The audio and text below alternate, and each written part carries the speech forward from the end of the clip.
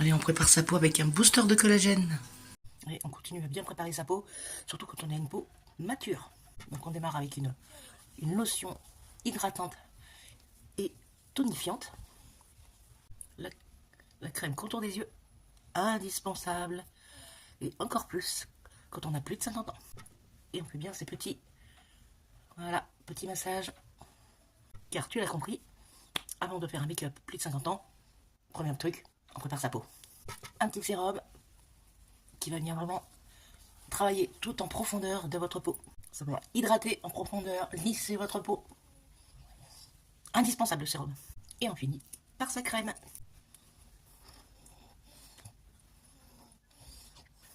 Surtout, on n'oublie pas de prendre soin de son cou et de son décolleté, mesdames.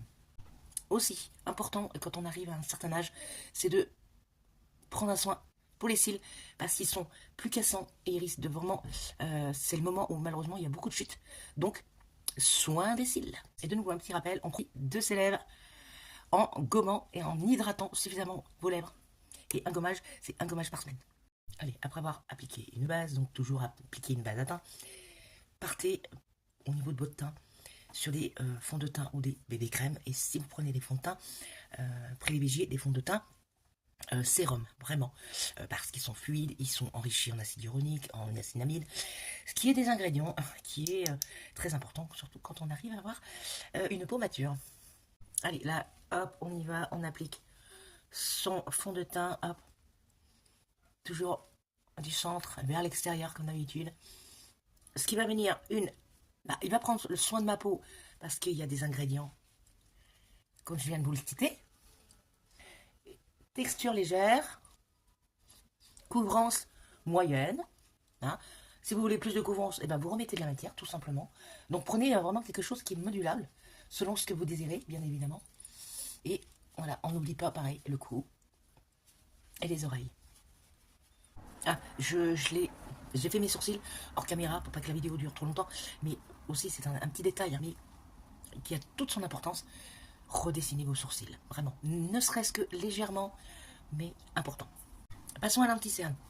Alors là, on va prendre un anti-cerne lumineux, mais que je mets sur ma main et que j'applique légèrement. À un certain âge, on a besoin, voilà, d'apporter de la lumière à certaines zones. Et celui-là, celui que j'utilise, il est spécifiquement, justement, spécial anti-âge. Il va apporter un peu plus de luminosité. Et vous savez que, par exemple, nos Cibé font un fond de teint spécial anti-âge que j'ai pu tester cet été. Il est vraiment extra. Bon, il apporte vraiment, vraiment un teint lumineux. Vraiment, et c'est ce qu'on recherche à une peau mature. Donc, si vous avez, si vous avez envie de le tester, vous le trouverez effectivement chez nos Cibé. Et en plus, il a un prix vraiment très correct. Hein. Moi, je crois que je l'avais payé 24,99 ou 25,99. Moins de 30 € en tout cas. Et il est vraiment fluide, enrichi en niacinamide, en acide hyaluronique. Et il apporte vraiment quelque chose de super, vraiment. J'aimais beaucoup. Moi, par contre, ce que j'aimais moins, c'est que pour moi, il était, trop lumineux. Donc, vous voyez, on a vraiment un joli teint, mais sans beaucoup de matière. Allez, avant de continuer mon teint, je mets ma base à paupières, même en ras de cils. Et bien même, hop, ça va continuer à lisser ce contour. Et voilà, la paupière va être vraiment bien préparée à recevoir des fards. Allez là, on va réchauffer juste son teint, sans forcément faire de contouring. C'est vraiment pour dire de bien réchauffer son teint. Allez, on continue avec juste un tout petit peu de blush.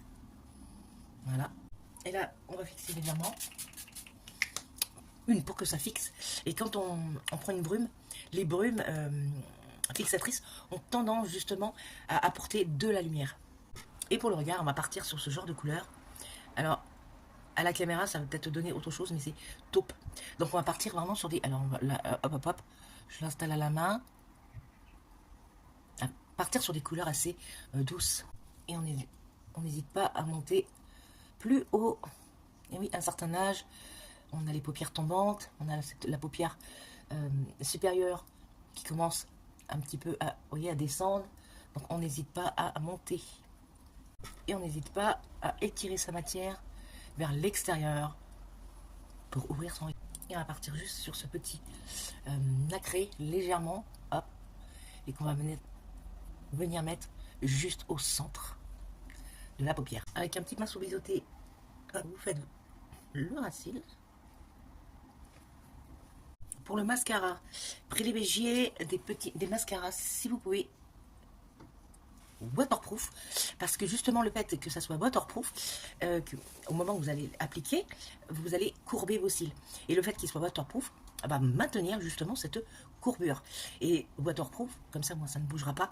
Mais par contre, toujours privilégier, si possible, des mascaras où il y a des soins à l'intérieur. Et pour les lèvres, on va partir surtout sur un baume, quelque chose qui va venir teinter vos lèvres, mais qui n'est pas comme un rouge à lèvres. Et puis on va éviter les mats. Enfin, moi personnellement, j'aime beaucoup les mats, mais après, il n'y a pas de règle, vous mettez le rouge à lèvres que vous voulez. Mais les lèvres, c'est pareil, ils ont besoin de soins. Donc on va privilégier plutôt des baumes à lèvres ou des huiles à lèvres. Hors caméra, j'ai redessiné mes lèvres, parce que ça c'est important. Là, je l'estompe, et là, j'applique mon baume.